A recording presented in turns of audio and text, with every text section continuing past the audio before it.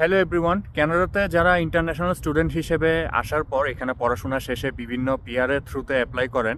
অনেকে fake payroll এখানে চালু করেন। ফেক পেরোল বলতে হচ্ছে যে আমি একটা কোম্পানিতে জব করি না, অথচ তার সাথে আমার ভালো সম্পর্ক আছে। আমি রিকোয়েস্ট করলাম যে আমার জন্য একটা অ্যাকাউন্টে পেরোল আপনি চালাতে থাকেন, আমার স্যালারি ঢুকতে থাকলো অ্যাকাউন্টে, আর আমার স্কিল ডেভেলপ হতে থাকলো। আমি এটা শো করে পরবর্তীতে পিআরের জন্য অ্যাপ্লাই করবো। এখন এই ওয়েটা যারা অ্যাপ্লাই করতেছিলেন এতদিন, এখন সমস্যা হচ্ছে যে সরকার এই বিষয়ে খুব স্ট্রিক্ট হয়ে গেছে।